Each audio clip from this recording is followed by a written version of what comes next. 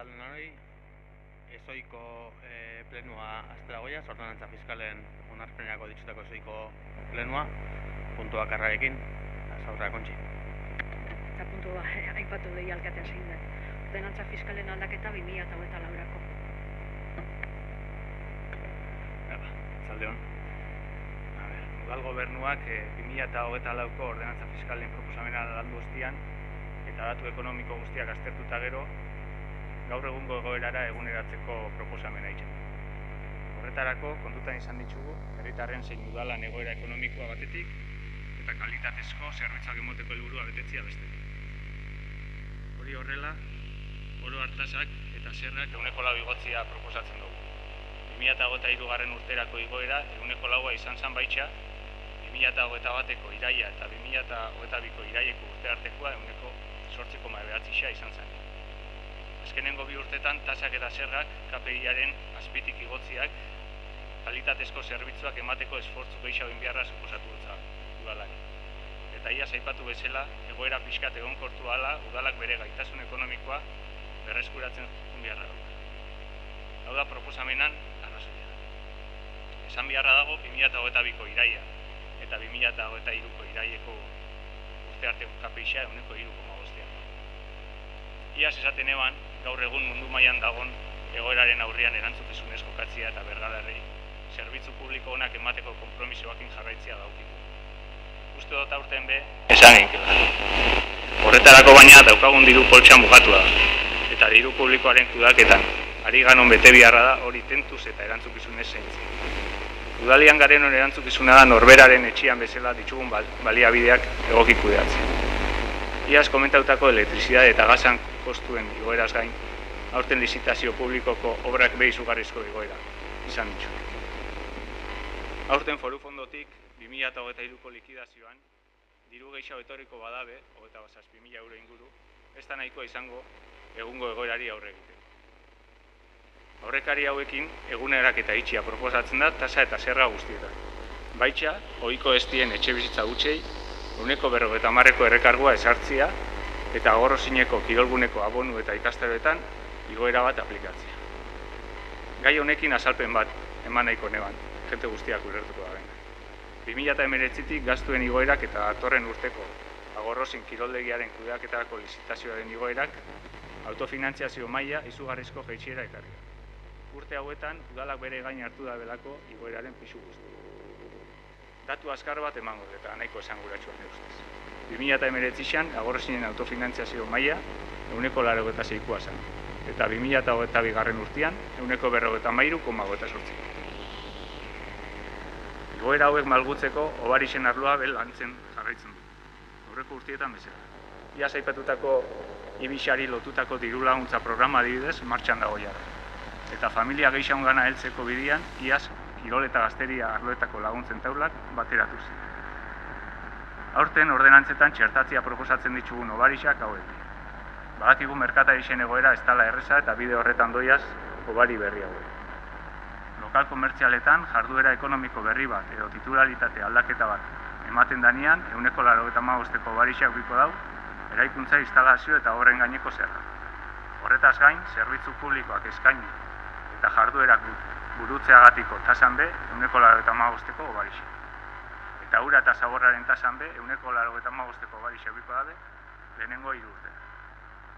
Beraz, hau da, gobernuaren proposamena 2024ko ordenantza fiskaletan.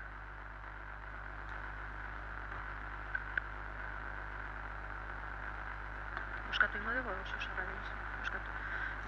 Boskatu horretik, adierazi beti bezala, onarpen emango balitzaio, 30 egunez jende aurrean egongo dela, eta ez balin bada alegaziorik aurkezten, behin betirako onartuta ulertuko dela. Eta orain boskatu ingo da.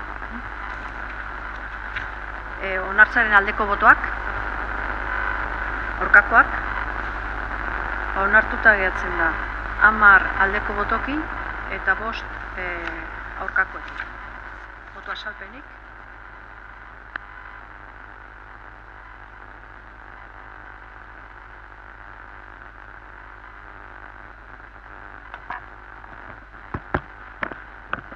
Bai, gure boto azalpenan egin joan emutea. Orduan, eduki dugu pare bat hiru bat bilera gobernuarekin eta zen inguruan. Eta, guk esan beharra daukaguna da, 100% igoera orokorra tasetan aplikatzea eta kiroldegiko abonatu eta kurtsoen presioa 110 igotzea gehiegizkoak iruditzen jakula, eta ez dugula onartu eta horregatik gure ezezko botoa. Guk gure proposamena pasatu dizueguna izan da tasa orokorra 2,6koa izatea, IPC-an abuztu edo ikusitxa, eta kiroldegiaren kasuan 105.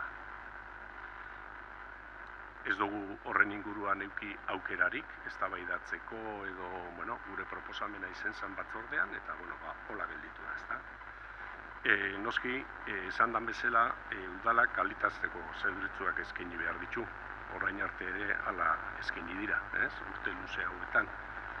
Eta tasak eguneratu behar dituela ere, hori be, noski, hori hola da. Baina guk uste dugu gaur egungo egoera sozioekonomikoan udalak esfuertzo bat egin behar duela ere, eta bere gain hartu behar dituela kostu igoera horren zati bat. Ahal dugu, ahal dala, uste dugu, ekonomikoki, ahal dugulako, eta ezin dugulako dana herritarren gain jartzea. Gure ustez, tasak igotzea eguneratzea, bai, baina gure ustez indar gehiago edo esfuertzu gehiago egin dana da gastua murrizten eta kontrolatzen. Eta baita ere, tasen bitartez jasotzen den diruak, gero izan behar direla erabila egoki bat eguteko. Eta hortarako behar direna da, benetako proiektuak aurrera eramatea. Eta printzipioz hori izango zen gure ezetzaren azalpena.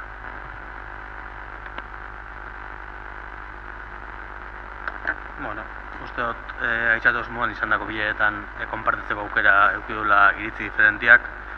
Geuke gobernu moduan beti defendidu dugu, izan dako moduan zerbitzu publiko duinak mantendu alizateko ordenantza fiskalen egokitzapen bat biharzkoa zala, eta aurreko urtetan udalak sekulako esfortzu egin ondoren, uste gogoratu dela azken 3 urtetan udalak 105 inbertsio gaitasuna galdu da bela. Ordenantza fiskalak eta IPC-aren artean egondako diferentziagatik hori momentu honetan orekatzen junbiako inakela eta galera hortan zulua hunditxu barik. Zuen plantamentua eta 2,6 igotzeko proposamenarekin galera sartu izango litzakez, eta dakigun moduan ja 3,5 dago IPC-a, urrikoa, eta urte bukaera orduko aurrek usten da handitzia orduan. Plantamentu horrekin segitzen ginuan, esan duzun moduan, udalak eta herritxarrek konpartitua beharreko pisu hori udalaren gain gehiago pivotatzen. Eta uste dugu lehen aitzatzen ginoan moduan, zerbitzu publiko duinak emonalizateko, basala momentua azkenengo urtetan udalak jarri daben pisu hori pixkat orekatzen hasteko.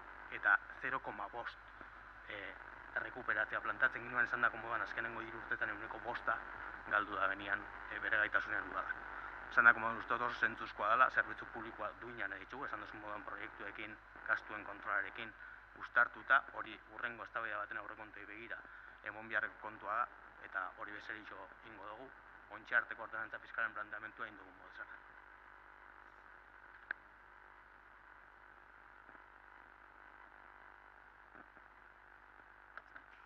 Besterik ez badago, bukatutzat mongo inuke.